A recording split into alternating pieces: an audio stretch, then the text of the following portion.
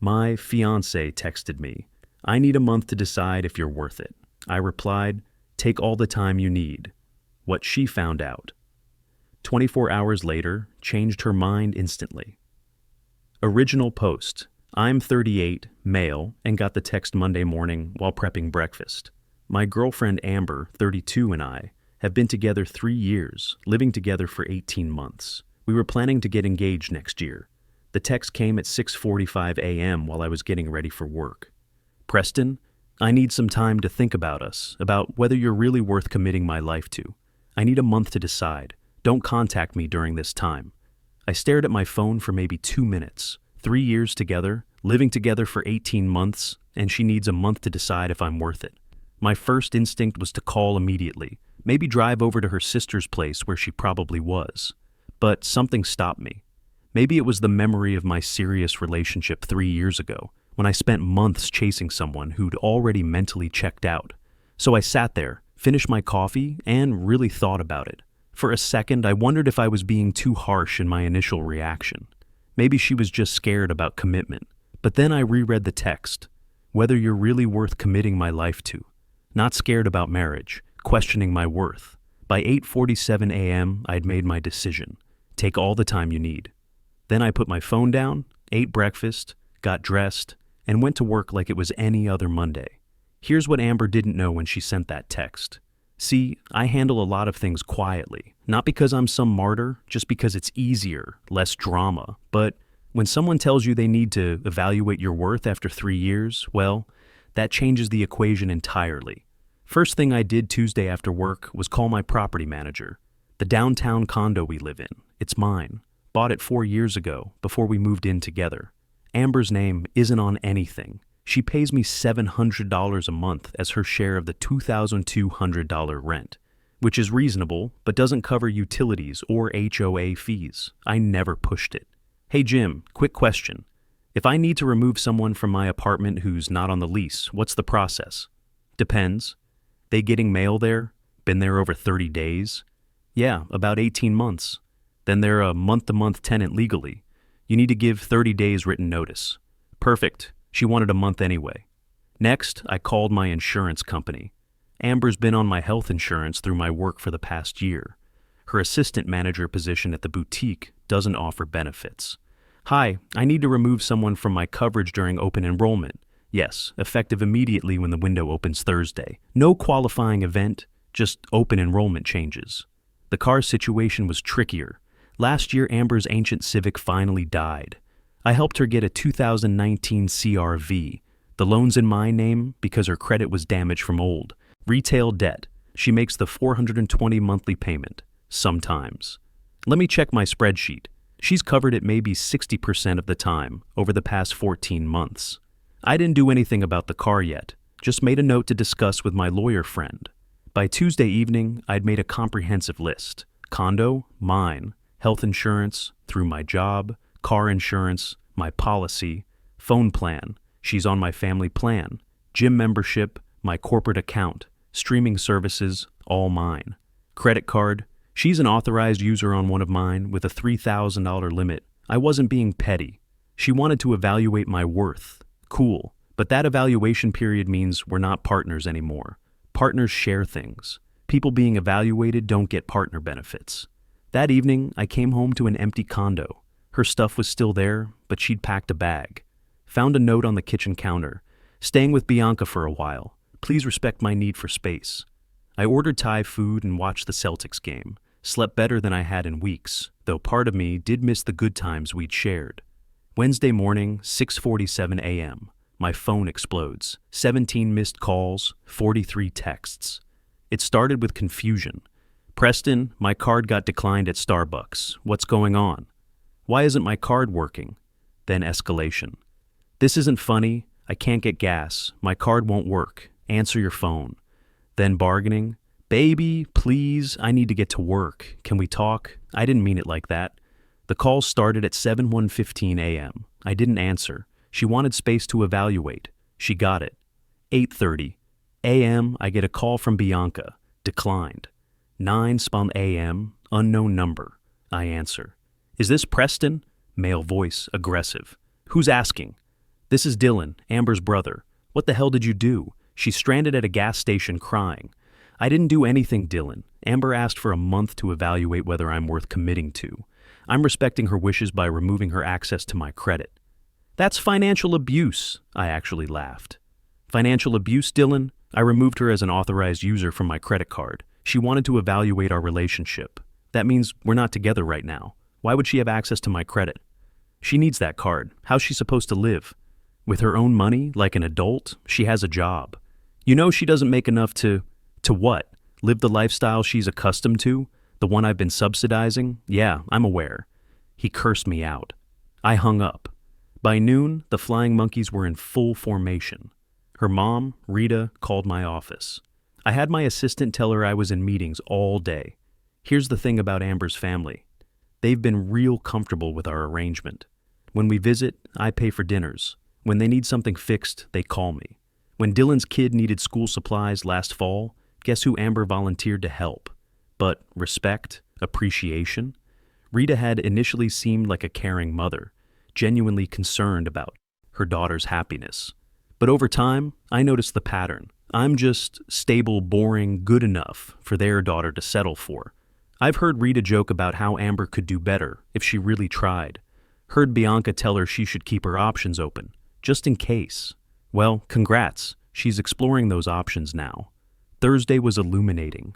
Amber showed up at my office at 2:00 p.m. Security called up to verify she was allowed in. I said yes, but had them escort her to the lobby coffee shop, not my office. She looked rough, hair in a messy bun, no makeup, wearing sweats. This is a woman who won't go to the mailbox without full face. "Preston, please, we need to talk." I checked my watch.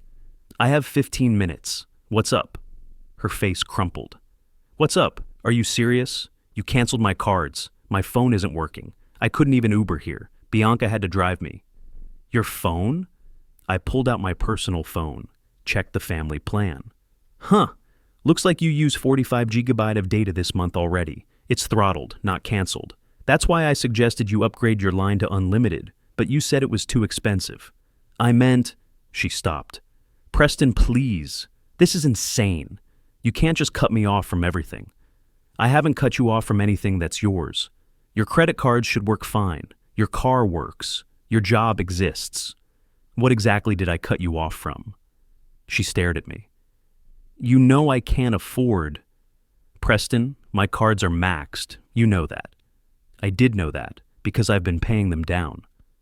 Another thing I handled quietly. Stopped those payments Tuesday evening, too. "Amber, you texted me saying you need a month to evaluate if I'm worth committing to. Your exact words. That means we're on a break, right? Why would I continue paying for someone who's evaluating whether I'm worth it?" "That's not— I didn't mean—" "What did you mean then?" She shifted in her seat. "Bianca said she thought maybe you were taking me for granted, that you'd gotten too comfortable.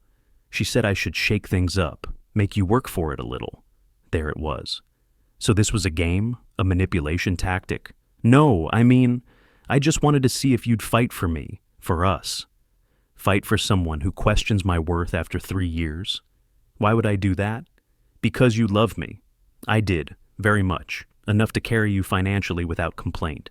Enough to deal with your family's disrespect.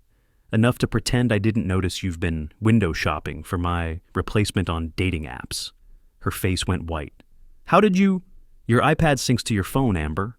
When you browse Bumble on your phone, it shows in your iPad history. Been happening for about 2 months now." Silence. "Look," I said, standing. "You wanted a month to evaluate? Take it. But evaluate the real situation, not the subsidized version. Figure out what you actually bring to a relationship besides expectations, and what your actual options are. I'll have a written 30-day notice to vacate delivered to the condo tomorrow." "Preston, wait." I left. Last night was interesting. Around 8 p.m., her stuff started disappearing from the condo. Not my problem. She has a key until the 30 days are up. But she was clearly panic moving things to Bianca's. Then the text started again, but not from Amber, from everyone else. "Rita, you're evicting my daughter? What kind of man are you?" Dylan, "Bro, you're really going to make her homeless over a fight?" Bianca, "She's crying nonstop. Hope you're happy." Even got one from Amber's cousin. Heard you're being a total asshole to Amber. She deserves better. I didn't respond to any of them, but here's the wild part. Around 11 p.m., I get a call from my buddy Andrew, who tends bar at a place downtown. Yo, isn't Amber your girl? Not anymore. Why? She's here with some dude. They've been here like 2 hours. She's all over him. Good for her. You good? Actually, yeah, I'm good. And I was, because everything was clicking into place. She'd been shopping around. Bianca probably knew about this guy. The whole month to evaluate thing was probably to give her time to test drive the new option while keeping me as backup. Except now there's no backup. Friday morning. The last 12 hours have been wild. Remember how I said Amber went out with some guy Thursday night? Well, apparently that was Bianca's boyfriend's friend, Chase. According to the text novel I woke up to, Chase has potential, but drives a 2015 Civic and lives with 2 roommates. The text started at 2 a.m. Are you awake? I know you're mad, but can we talk? I made a mistake. Chase was a disaster. He wanted to split the bill. Split the bill, Preston. You never made me pay for anything. I'm at Bianca's, but she's getting annoyed. Says I can't stay here forever. Preston, please. At 7 a.m., Rita called again. This time I answered. Preston, honey, I think there's been a misunderstanding. No misunderstanding, Rita. Amber was clear. She's young. She doesn't know what she wants. You know how girls are. She's 32. You're really going to throw away 3 years over one little mistake? What mistake? Being honest about how she sees me, or thinking she could find a better meal ticket? Her tone shifted from concerned mother to defensive. How dare you? Rita, did you know she's been on dating apps for 2 months? While wearing my grandmother's ring that I was planning to propose with, while living in my condo, while spending my money. Silence. This isn't one mistake. It's who she is. And you know what? That's partially on me. I enabled it. But it's mostly on you for raising a daughter who thinks relationships are about what she can get, not what she can give. She gives plenty. She loves you. Really? Name one sacrifice she's made for me in 3 years. One time she put my needs first. One bill she's consistently paid. One time she stood up to you or Bianca when they disrespected. Me. Longer silence. I thought so. Have a nice day, Rita. But the real circus started at 9 a.m. I'm working from home on a video call when I hear commotion outside. Look out my window. There's a U-Haul blocking the street, and Amber, Bianca, Dylan, and 2 guys I don't recognize are unloading boxes. I muted myself and walked to the door. Can I help you? Amber rushed forward. Baby, I'm moving back in. I'm sorry, I was stupid. No. What do you mean, no? This is my home. This is my condo. You're a month-to-month tenant who's been given 30 days notice to vacate, which you received yesterday. Dylan stepped up. Come on, man, don't be a dick. Let her move her stuff back in.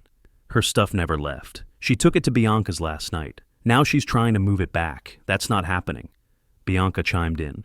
She has tenant rights. She does for the next 29 days, but she can't move out and then back in while under an eviction notice. That's not how it works. One of the unknown guys, Chase, I'm assuming, stepped forward. Hey bro, maybe just let her... Are you Chase, the guy she was out with last night? He looked confused. Yeah, and you're here helping her move back in with her ex? The same ex she told you was emotionally abusive and controlling. Chase looked at Amber. You said he was abusive. Amber went red. It's complicated? I actually laughed. Chase, my man, run. Whatever she told you about me, whatever she promised you, it's not worth it. Trust me. Chase looked between us, then at his friend, then just walked to his car and left. His friend followed. Dylan got in my face. You're ruining her life. No, I'm refusing to fund it anymore. Big difference. The shouting attracted attention. My neighbor came out, phone in hand. Everything okay, Preston? Should I call the police? Bianca grabbed Amber. Let's just go. He's being an asshole. As they loaded boxes back into the U-Haul, Amber turned to me one last time. I loved you, you know.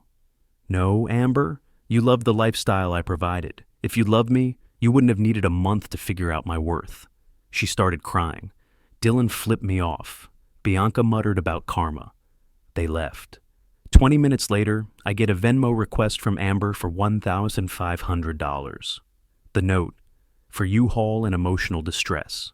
I declined it. She sent another for $50. Note, for gas, at least I'm on empty. Declined. Third request for $20. Note, for food please. Haven't eaten since yesterday. I almost felt bad. Then I remembered she chose this. For a moment, I wondered if I was being too harsh, but then I remembered the dating apps, the manipulation, the family's enablement. She had made her bed. Saturday morning, Amber tried one last play. She showed up alone this time, looking like the Amber I fell for 3 years ago. Hair done, makeup perfect, wearing the sundress I bought her for our second anniversary. Can I please come in, just to talk? Against my better judgment, I let her in. We sat on opposite sides of the living room. I've been doing a lot of thinking, she started. I realize now how much you did for me, how much I took for granted. I waited. I want to fix this. I'll go to couples counseling. I'll get a second job. I'll tell my family to back off. Whatever you need. Why? She blinked. Because I love you. No, why now? What changed between Tuesday when you needed to evaluate my worth and today? She looked down. I realized what I lost. Be specific. The condo, the security, the lifestyle. Keep going. The way you took care of things, of me. I didn't realize how much you did until it was gone. Her voice got smaller. And I can't afford to live on my own. Bianca wants me out by Monday. My mom can't help. She's on a fixed income. Dylan's got his own family. I've been looking at apartments and even studios are... She started crying. There it was. The real reason. Not love, not regret. Just reality hitting hard. Amber, I'm going to tell you something, and I need you to really hear it. You didn't lose me this week. You lost me months ago when you started shopping for my replacement. This week, you just lost your funding. That's not fair. I made one mistake. No, you revealed who you are, and I'm grateful for that. It saved me from a lifetime of being someone's safety net instead of their partner. She left, but not before asking if she could at least stay until she found a place. I said no. Then she asked if I'd co-sign for an apartment. Also no. Finally, she asked if I'd loan her first and last month's rent. No. The smear campaign started Sunday. Suddenly, I'm all over social media as the villain. Amber posted a sob story about her narcissistic ex who financially abused her and made her homeless. Bianca backed her up with stories about how controlling I was, how I isolated Amber from her support system. My favorite was Rita's post about how I manipulated her daughter and trapped her in financial dependence only to cruelly abandon her. I didn't respond, but my sister did, with receipts, screenshots of Amber's dating profiles, active while we were together, bank statements showing my payments for her credit cards, text messages where Amber bragged to her cousin about having me wrapped around her finger. Even found an old Facebook post where Amber called me her walking ATM with laughing emojis. The post came down real quick after that. Last I heard, through mutual friends, Amber's living with her mom in a one-bedroom apartment. She's picking up extra shifts at the boutique. Chase ghosted her after the U-Haul incident. Bianca's boyfriend dumped her after finding out she encouraged Amber to explore options while we were together. Dylan asked our mutual friend if I'd be willing to hire him for some contracting work. I'm not. As for me, I'm good. Better than good, actually. Went on a date Wednesday with a woman from my gym, Holly. She insisted on splitting the check when I offered to pay. Anyway, she said, I appreciate that, but I've got it. I like to contribute. Nearly fell off my chair. We're going out again tomorrow. Taking it slow this time, learning from experience. Oh, and remember that 30-day notice? Amber has 22 days left. She hasn't been back to get her stuff. If it's still here when the time's up, it's going to Goodwill. The following weeks brought an unexpected sense of clarity. I'd been so focused on the immediate aftermath that I hadn't realized how much energy I'd been spending on managing someone else's life. The condo felt different, lighter somehow. I could leave my laptop on the counter without worrying about Amber spilling wine on it during one of her video calls with Bianca. I could watch what I wanted without negotiating. Small things, but they added up. Holly and I had our second date, then a third. She's a physical therapist, owns her own practice, drives a paid-off Toyota. When she found out about my situation, she didn't probe for gossip or try to play therapist. Just said, "Sounds like you dodged a bullet," and changed the subject to something lighter. That's when I knew she was different. 2 weeks after the U-Haul incident, I ran into Dylan at Home Depot. He was picking up supplies for a side job. avoided eye contact at first, then apparently decided confrontation was better than awkwardness. You know she's really struggling, right? I heard. Mom's place is tiny. She's sleeping on the couch. Dylan, she made her choice. She chose to evaluate my worth instead of appreciating what we had. Actions have consequences. She was just scared about commitment. No, she was shopping around while keeping me as backup. There's a difference. He shifted uncomfortably. Look, I know my family can be much, but she did care about you. Maybe, but caring about someone and loving them enough to build a life together are different things. She proved that when she needed a month to figure out if I was worth it. He left without another word. The really interesting development came 3 weeks later. Bianca reached out through a mutual friend, apparently wanting to clear the air. According to the friend, Bianca's relationship had imploded after her boyfriend found out she'd been encouraging Amber to keep her options open while she was basically engaged. Turns out he didn't appreciate the hypocrisy. I didn't meet with her. Some bridges are better left burned. A month after everything started, I got a certified letter from Amber's new apartment complex. She'd listed me as a reference and previous landlord. The property manager was calling to verify her tenancy and payment history. I told the truth. She was a month-to-month tenant for 18 months. Rent was $700, utilities additional. She was generally on time with rent payments, though I often covered the utilities. No property damage. Tenancy terminated due to personal relationship ending. Professional, factual, fair. Nothing more, nothing less. The property manager paused. Sir, she listed the rent as $1,200 and said she paid all utilities. That's incorrect. Rent was $700 of a total $2,200. I can provide documentation if needed. That won't be necessary. Thank you for your honesty. I never found out if she got the apartment. Holly and I have been seeing each other for 2 months now. Last weekend she offered to cook dinner at her place. When I brought wine and flowers, she seemed genuinely surprised. You don't have to do that every time, she said. I know, I want to. Okay, but next time I'm cooking for you, you're bringing groceries and we're cooking together. I like partners, not sponsors. That hit different than she probably intended. We made pasta from scratch, drank the wine, and talked until 2 a.m. about everything and nothing. When I offered to help with dishes, she handed me a towel without debate. When she insisted on splitting the wine cost through Venmo, I didn't argue. It's amazing how different things feel when both people are contributing. 3 months later, I finally cleaned out Amber's remaining belongings. Mostly clothes she'd forgotten, some books, random jewelry. I boxed everything carefully and left it with the building's front desk, with instructions to hold for pickup. Sent her one text with the details. She picked it up the next day but left a note with the doorman. I miss what we had. I didn't respond. There was nothing left to say. The whole experience taught me things I wish I'd learned earlier. I realized I'd been so focused on being the good provider that I'd forgotten to look for someone who wanted to provide too. I'd confused being needed with being loved. Amber needed my financial support, my problem solving, my stability. But she never actually needed me. Holly doesn't need me to pay for her life, fix her problems, or provide her stability. She has her own. What she wants is partnership, companionship, someone to share experiences with. The difference is profound. 6 months later, Amber sent a long email. She'd gotten engaged to someone she met through work, a manager at a different store in the mall. She wanted to apologize for how things ended and hoped we could be friends. I deleted it without responding. Some people think that makes me petty. I think it makes me self-aware. She didn't want closure or friendship. She wanted absolution, validation that she wasn't the villain in our story. But I'm not responsible for managing her guilt any more than I was responsible for managing her finances. A year later, Holly and I moved in together, into her place, not mine. We split everything equally: mortgage, utilities, groceries, date nights. When my lease came up for renewal, we decided her house made more sense.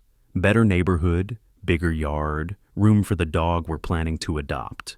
I kept the condo as a rental property. It's doing well. Sometimes I wonder what would have happened if I'd fought for Amber when she sent that first text.